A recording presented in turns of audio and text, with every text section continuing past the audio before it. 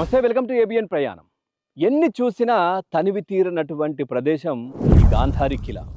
So ఇక్కడ మనం ఈ వారం కూడా ఇంకా ఎన్నో విశేషాలు, వింతలు, ఒక ఆశ్చర్యం కలిగించేటటువంటి మిస్టరీ, హిస్టరీ ఇవన్నీ కూడా మనం ఈ వారం కూడా చూడబోతున్నాం. చూద్దాం పద.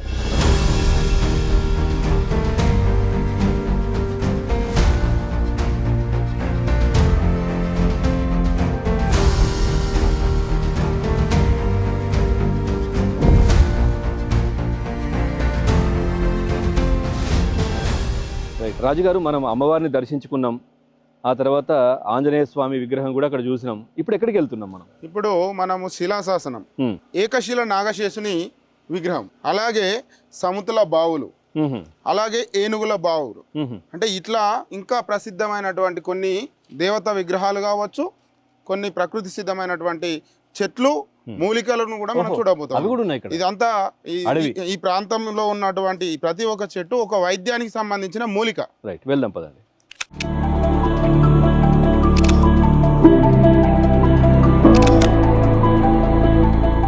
దాదాపుగా 200 మీటర్లు మనం ఇప్పుడు ఈ ప్రయాణం జరగాలి ఈ కొండ ఎక్కడానికి కోసం. ఇది ఏటవాలుగా ఉంటుంది ఈ కొండ. ఈ ఏటవాళ్ళకు సైడ్ మెట్ల ఉన్నాయి. ఇక్కడ ఉన్నటువంటి ప్రకృతి సిద్ధమైనటువంటి ఏ చెట్టు అయినా కూడా ఏదో ఒక దానికి సంబంధించిన రోగానికి వైద్యం ఉన్నటువంటి మూలికలు ఇక్కడ ఉన్నాయని మా పూర్వీకులు చెప్పారు. ఇప్పటికీ బెరళ్ళు, ఇప్పుడు ప్రస్తుతానికి అక్కడ బెరడు తీసుకెళ్లారు చూడండి సార్.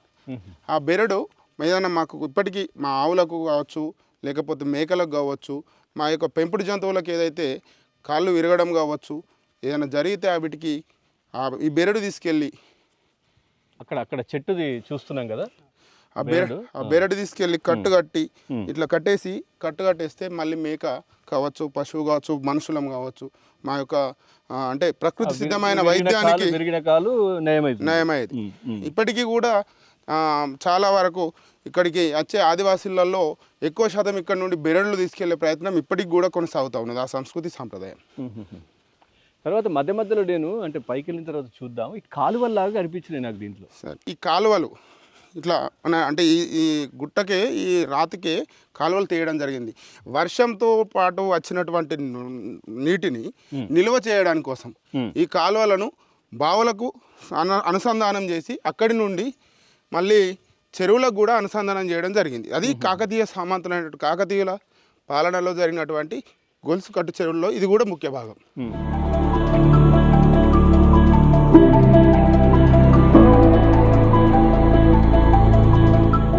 ఏటవాలుగా మనము ఇప్పుడు తీసుకుంటున్నాం, కానీ వాస్తవానికి ఇట్లా మెట్ల దారి ఉంటుంది. ఇక్కడ గుడి ఉంది.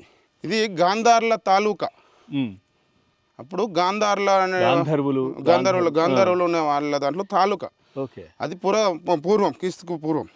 మా తాతల తండ్రులు చెప్పిన విధానం ప్రకారము ఈ యొక్క కోటకు పురాతనంగా కూడా ఇక్కడ మా నాయకపోడు అంటే బాడీ విధానము దృఢంగా, బలంగా ఉన్నవాళ్ళు, మేము సైనికులుగా మస్తులం కాబట్టి దృఢంగా ఉన్నామని చెప్పి మమ్మల్ని సైనికులుగా అంటే మమ్మల్ని ఎన్నుకోవడంలో ముఖ్యంగా మొట్టమొదటిగా మా దృఢత్వము, మా బలము చూసే మమ్మల్ని సైనికులుగా పెట్టుకొని ఈ ప్రాంతంలో కాకతీయులు మాతో పాటు యుద్ధాలు చేపించిన సందర్భాలు.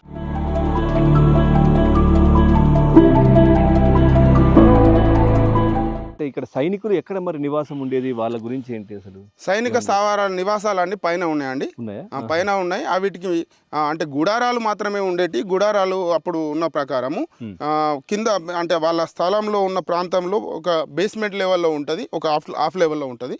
తర్వాత మాత్రం గుడారాలు మాత్రమే వేసుకొని ఉండేవారు. అన్ని శిథిలావస్థకి చేరినాయి, భిన్నమైనవి, ఎందుకు ఇట్లా? అయితే సార్ ఇక్కడ ప్రకృతి సిద్ధమైనటువంటి ఈ యొక్క కాకతీయ సామంత రాజ్యాలు కాబట్టి ఇక్కడ బంగారాలు, నిధులు ఎక్కువ ఉంటాయని చెప్పి, అంటే కొంతమంది గుప్త నిధుల వేటలో ఈ యొక్క పుణ్యక్షేత్రాలైనటువంటి గుళ్ళను బాంబులు పెట్టి, అలాగే మన సుత్తెల పట్టి పేల్చి దాదాపు ఒక 4-5 గుళ్ళను ధ్వంసం చేయడం జరిగింది. ధ్వంసం చేసిన సందర్భంలో స్థానికంగా ఉన్నటువంటి రామకృష్ణపూర్ పోలీస్ పరిధిలోకి వస్తుంది ఇది. అక్కడ పోలీసులకు కూడా మేము ఫిర్యాదు చేయడం జరిగింది. ఇప్పుడు ఈ హోల్స్ ఉన్నాయండి, ఆ హోల్స్ వచ్చి డివిటీ కాగడాలు అంటాం. అవును, మనం స్టార్టింగ్ లో కూడా ఉన్నాయి పెద్ద పెద్ద హోల్స్ ఉన్నాయి. అవును సార్, చెప్పారు. అంటే ఈ రహదారి పక్క పొంటి మనం రావడానికి రాత్రి వెళ్ళడానికి కోసమని ఈ డివిటీలకు ఏర్పాటు చేసినటువంటి హోల్లే ఇవి.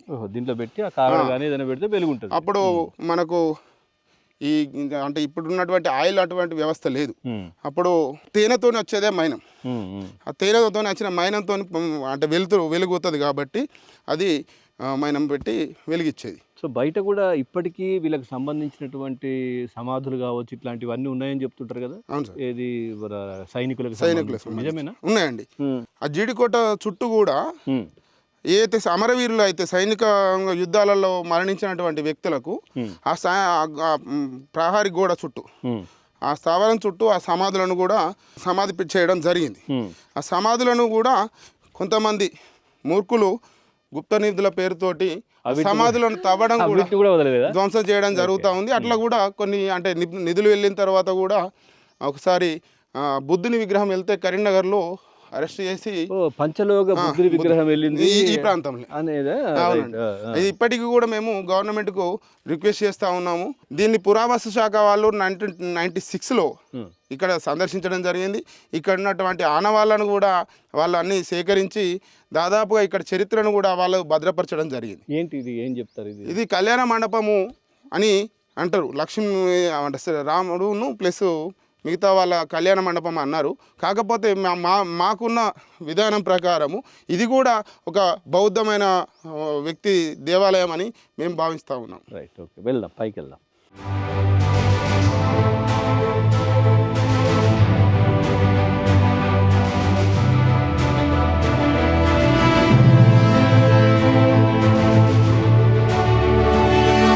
కాకతీయ సామంతులు కావచ్చు, కాకతీయులు కావచ్చు, జలకాలు ఆడిన తర్వాత ఈ యొక్క తల్లికి దర్శనం చేసుకోవడానికి కోసమని భార్యాభర్తలు పూజలు చేసుకోవడం కోసమని ఇక్కడ నాగశేషుని విగ్రహాన్ని అప్పుడు ఒకటే శిల మీద చెక్కబడి. సో ఇక్కడ చూస్తున్నాను గరుత్మంతుడు తర్వాత ఆంజనేయ స్వామి ద్వారపాలకులు కూడా ఇక్కడ ఏర్పాటు చేయడం జరిగింది. అవునండి. సో నిజంగా ఇదంతా ఏకశిల అంటే కంప్లీట్గా ఎక్కడ కూడా దీన్ని తెచ్చిపెట్టింది ఏం లేదు. ఒక శిలనే లోపల దీన్ని ఈ విధంగా తొలియడం జరిగింది. అవునండి. ఇక్కడ చూస్తున్నాం కదా, చాలా అద్భుతంగా ఉంది. ఒక శిలను ఏ విధంగా తొలిచారో ఇక్కడ మనం చూసుకోవచ్చు. దీంట్లో ఎక్కడ జైంట్ చేసింది, ఇదంతా ఒకే శిల. ఒకే శిలలో పిల్లర్లు, రూము, ఆలయము, ఆ తర్వాత విగ్రహము, ఇవన్నీ తొలిచారా? అవునండి. ప్రకృతి సిద్ధంగా ఉన్నటువంటి ఒక కొండను మన రాబోయే తరాల కోసం ఈ యొక్క సంపదను కాపాడేందుకు ఒకటే శిలను ఇక్కడ చెక్కి కాపాడడం. అంటే ఇప్పుడు పైనుంచి ఇదంతా ఒక శిల, ఒకటే శిల. దీంట్లోనే ఈ నాగుపామును నాగపడగలు అంటే 7 తలలండి, 7 తలల నాగశేషుని ఇక్కడ చెక్కారు. అవునండి. ఏది తెచ్చిపెట్టింది లేదు, ఏది తర్వాత పెట్టింది లేదు, ఏం లేదు. ఏది కూడా బయట నుండి తీసుకొచ్చిన పాటు ఒక్కటి కూడా లేదు. ఈ కొండనే తొలిచారు, కొండనే తొలిచారు సార్. అంటే ఇక్కడ కూడా మీరు పూజలు చేస్తుంటారు? ఇక్కడ కూడా మనం నాగుల పంచమికి అలాగే మాఘశుద్ధ పౌర్ణానికి ఖచ్చితంగా ఇక్కడ పూజలు నిర్వహిస్తూనే ఉంటాం. నాగుల పంచమికి ఖచ్చితంగా భక్తులు చాలామంది కూడా రావడం జరుగుతుంది. ఈ యొక్క నాగశేషుని చుట్టూ చుట్టూ ప్రదక్షిణ చేసుకోవడానికి కూడా అప్పుడు ముందు చూపుతోటి ఈ యొక్క కార్యక్రమంలో తొలచడం జరిగింది. ఓహో, ఈ విధంగా కూడా ఇచ్చారు. సో ఇప్పటికీ ఇక్కడ ఇంకా గబ్బిలాలు కూడా దీంట్లో ఉన్నాయి కదా? గబ్బిలాలు ఉన్నాయండి. గబ్బిలాలు ఎందుకంటే అటవీ ప్రాంతం కాబట్టి మళ్ళీ దీనికి ఎటు నుండి కూడా వెలుతురు సౌకర్యం లేదు కాబట్టి గబ్బిలాలకు కూడా కొంచెం స్థావరంగా అయిపోయింది. మీ ఛానల్ ద్వారా ఇది ప్రపంచానికి తెలిస్తే దీనికి మీద పర్యాటక కేంద్రంగా గుర్తించి ఈ పర్యాటక కేంద్రాన్ని గుర్తిస్తే ఈ యొక్క కిలా బాహ్య ప్రపంచానికి తెలిసే అవకాశం ఉంటుంది. ఒకే రాయి 7 తలలు. ఇది శిల్పం కాదు, శతాబ్దాల సాధన. రాయి కదలదు, కానీ భక్తిని మోస్తుంది. ఈ శిల్పాలు కేవలం అలా చూసి వెళ్ళేవి కావు, జీవితాంతం గుండెల్లో పదిలపరుచుకునేటటువంటి శిల్పాలు. నిజంగా ఈ నాగదేవత విగ్రహం చూస్తూ ఉన్నాం కదా, 7 తలల సర్పం, ఆ తర్వాత శివలింగం ఎంత అద్భుతంగా ఉందో. నిజంగా దీంట్లోకి వస్తే ఒక తన్మయం. నిజంగా ఎంత గొప్పటి మహాపురుషులు, ఋషులు ఇక్కడ పూజలు చేశారో ఏంటో తెలియదు, కానీ చూస్తూ ఉన్నాం కదా. సో దీంట్లో మొత్తం ఏ విధంగా ఇక్కడ ఈ 7 పడగల నాగశేషుడు ఇక్కడ చెక్కారు. సో పూర్తిగా పైనుంచి కింది వరకు కూడా ఒకే శిల. ఈ శిలను తొలిచి అందులోనే ఈ నాగ పడగను, లింగాన్ని కూడా తొలిచినటువంటి పరిస్థితి.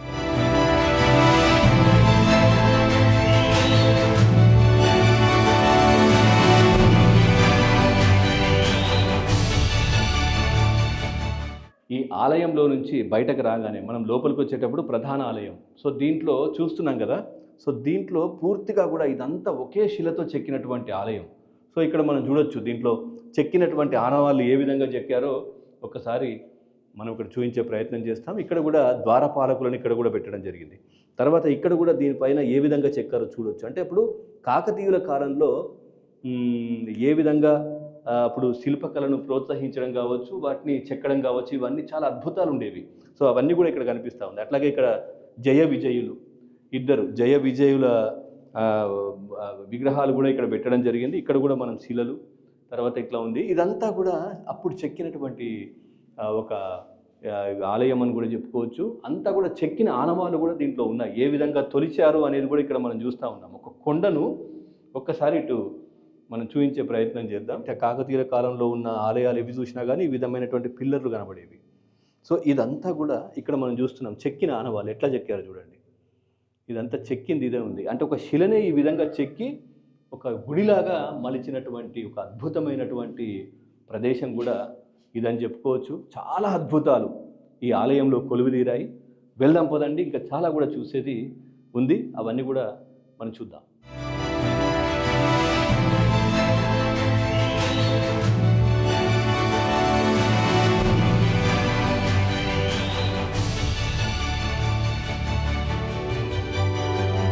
రైట్గా మనం 7 పడగల నాగశేషుని అయితే దర్శించుకున్నాం. సో ఇక్కడ నుంచి రాజుగారు మనం ఎటు వెళ్తున్నాం? మనం ఇప్పుడు శిలాశాసనం, ఇక్కడ శాసనాలు కూడా ఉన్నాయి. శిలాశాసనము, అలాగే గాంధార్ల పట్టణము, గాంధార్ల స్థావరము, ఇది ఆ ప్రాంతానికి మనం వెళ్తా ఉన్నాం ప్రస్తుతానికి. రండి.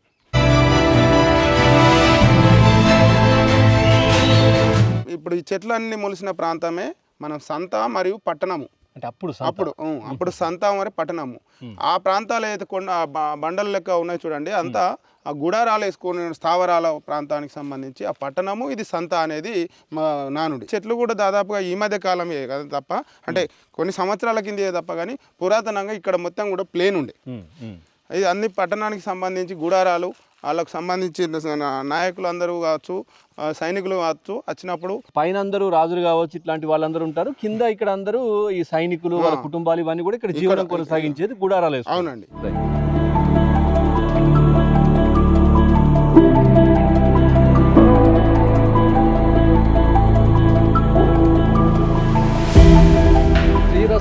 శుభామతో ఆశూజ శ్రీ పెద్దిరాజు అనంతరాజు రఘునాయలకు ఈ లిపిని సమర్పించినట్లుగా హనుమంతు తిరుమని సమర్పించినట్టుగా శ్రీం హిన్ అని చెప్పేసి దీంట్లో చెక్కబడి ఉన్నది సార్. ఇది తెలుగులో మనకు అర్థమయ్యే విధంగానే కొంచెం ఉంది, కొంచెం అర్థం అవ్వట్లేదు. పైన శంకు చక్రాలు, మధ్యలో ఆంజనేయ స్వామి, ఆ పక్కన శంకు కింద సూర్యచంద్రుల విగ్రహాలు, అవి కూడా చెక్కడం జరిగింది. ఈ సూర్యచంద్రులు అనేటి మాకు సంబంధించినవి సార్.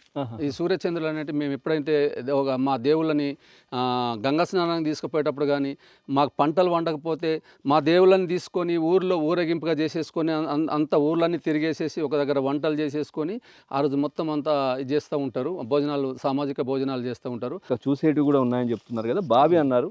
సముతుల బావులు సార్. సముతుల బావులు, ఏనుగుల బావి, ఏనుగులు, ఈ రెండు ఉన్నాయి. అవును సార్. ఒకసారి మనం వెళ్ళి చూద్దాం. Okay sir.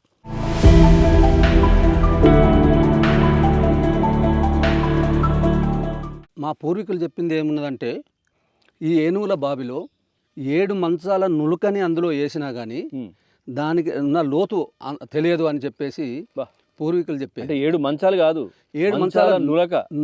అంటే అది ఎంత పెద్దగా ఉండాలి? అది ఎంత లోతు ఉండాలి? చాలా లోతు ఉన్నది అందులో. అయితే దానికి ఆ చరిత్ర. అయితే ఇప్పుడు ఈ బావిలో ఉన్నటువంటి నీరు ఏదైతే ఉందో దాన్ని అప్పుడు నివాసం ఉన్నటువంటి రాజులు ఎవరైతే ఉన్నారో, రాజులు, సైనికులు, ఈ పట్టణం అన్నారు కదా, ఆ గ్రామం, అందులో ఉన్నటువంటి వాళ్ళందరికీ నిత్యావసరానికి ఇక్కడ నుండి ఏనుగులతోటి ఆ నీటిని అక్కడికి సరఫరా చేసేది. ఓహో, ఇక్కడ నుంచి తీసుకెళ్లేవారు. Okay okay. అందుకనే దానికి ఏంటంటే ఏనుగుల బావి అని చెప్పేసి పేరు రావడం జరిగింది. తర్వాత మనం ఇప్పుడు ఇక్కడ నుంచి ఇంకొక బావి కూడా అన్నారు. ఎక్కడికి పోతున్నాం మనం? అవును సార్, ఇప్పుడు సముతుల బావులని ఇప్పుడు మనకు కనపడే కొండ ఏదైతే ఉందో, ఆ కొండకు ఆ పైననే ఉన్నది సార్ అది. కానీ బాగా ఓపిక కావాలి, చాలా ఓపిక కావాలి. ఒక్కసారి ఎక్కాలని అనుకుంటే ఇక అది సార్. మీరు ఇప్పుడు చూసినవన్నీ కూడా సార్ ఒక్కసారి జీవితంలో మనం ఒక్కసారి చూస్తే జీవితాంతం మన గుండెల్లో పదిలపరచుకోవచ్చు. ఇట్లాంటి ఒక మంచి జ్ఞాపకాలు, సార్ మంచి ప్రకృతి, ఆహ్లాదకరమైన వాతావరణం, చరిత్ర సార్ అన్నీ కలిసినటువంటి ప్రదేశం ఇది ఈ గాంధారి కిలా. గాంధారి కిలా. అవును సార్. అద్భుతంగా ఉంది. ఒకసారి ఆ బావి, సముద్ర బావి అనేది అయితే ఉందో అది కూడా చూద్దాం పదండి.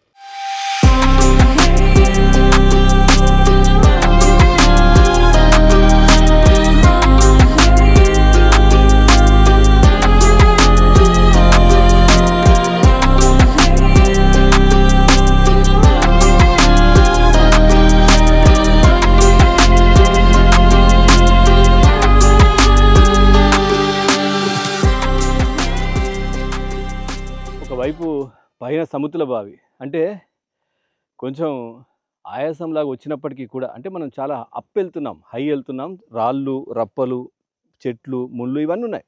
సో వీటిని దాటుకొని ముందుకెళ్తున్నాం ఒకవైపు. తర్వాత ఒకవైపు ఇట్లా కొంచెం దమ్మొచ్చినట్టు అయినా కానీ నిజంగా అవి చూస్తున్నామనేటటువంటి దాంట్లో అవన్నీ కూడా మర్చిపోతున్నటువంటి పరిస్థితి. కొంచెం ఆక్సిజన్ లెవెల్స్ కూడా చాలా ఉన్నాయి ఇక్కడ, ఎందుకంటే చుట్టూ ఫారెస్ట్ ఏరియా కాబట్టి. సో అవన్నీ కూడా చాలా పుష్కలమైనటువంటి గాలి అయితే ఇక్కడ ఉంది. మనం పైకి వెళ్తున్నాం, చూద్దాం పదండి.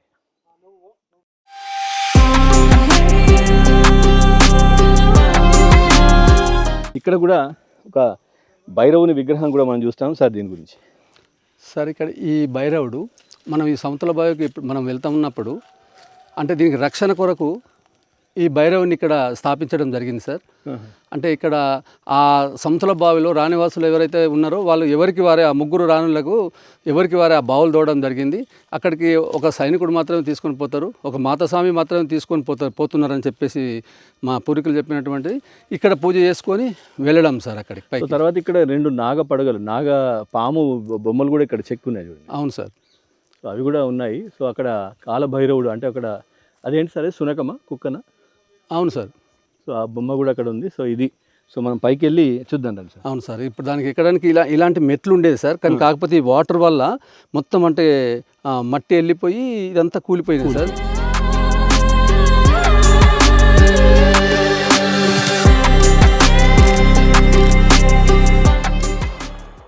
నిజంగా చాలా హై పైకి అయితే మనం వెళ్తున్నాం. సో చూద్దాం ఆ సముద్ర బావి. 3 బావులు కూడా ఉంటాయంటే ఇక్కడ, అది చూసి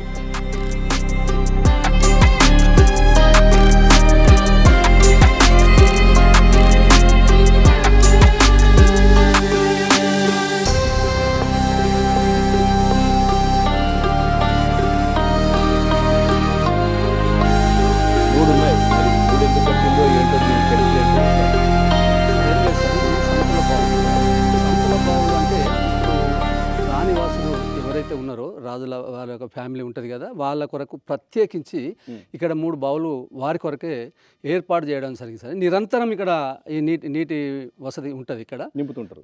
నింపడం లేదు సార్, ఇందులోనే ఉంటాయి సార్. ఇప్పుడు ఉంటాయా? ఎంత లోతు ఉండొచ్చు? ఇంకా లోతు అనేది అయితే ఇప్పటివరకు దీని గురించి మనం తెలుసుకోలేదు. ఒక సముద్ర మన ఏనుగుల బావి గురించే తెలుసుకున్నాము. దీంట్లో రాణివాసులు స్నానం చేసేసి ఇక్కడ ఉన్నటువంటి ఆ దేవతామూర్తులకు అక్కడ పూజలు చేసుకొని ఇక్కడ కూడా ఉన్నారు. అవును సార్. పూజలు అంటే శివుడు కానీ ఆంజనేయ స్వామి కానీ విష్ణుమూర్తి వీళ్ళంతా ఉన్నారు అక్కడ. అంటే ఇక్కడ స్నానం చేసేసి అక్కడ పూజలు చేసుకొని వెళ్ళేవారు. సో దీంట్లో కలువ పువ్వులు కూడా, అంటే తామర పువ్వులు కూడా ఉన్నాయి. ఇప్పటికీ కూడా ఉన్నాయి తామర పువ్వులు. అవును సార్. అయితే ఇక్కడ తామర పూలే కాదు, వాటితో పాటుగా వనమూలికలు అంటే మనకు పనికి వచ్చేటువంటి వనమూలికలు కూడా ఇందులో ఉన్నాయి. గాలి ధూళి అని అంటాం కదా, ఆ టైప్లో ఏడుస్తారు పిల్లలు కాబట్టి అవి తీసుకుపోయి పొగేస్తారు. పొగేసిందంటే సో నిజంగా ఇదే కాదు, ఈ 3 బావిలు కూడా, ఈ 3 కొలనులు ఏవైతే ఉన్నాయో ఇవన్నీ కూడా ఈ రాయి పైన, ఈ శిలపైనే చెక్కారు, లోపలికి తవ్వారు. ఇది సపరేట్గా ఈ గోడలు కూడా పెట్టింది కాదు. వీటిని ఒక్కొక్కటి తొలుస్తూ ఈ గోడలు కూడా దాంట్లో ఉండే విధంగా ఆ విధంగా కట్ చేశారు, తొలిచారు. అంటే నిజంగా అదొక అద్భుతం అని చెప్పుకోవచ్చు. ఇది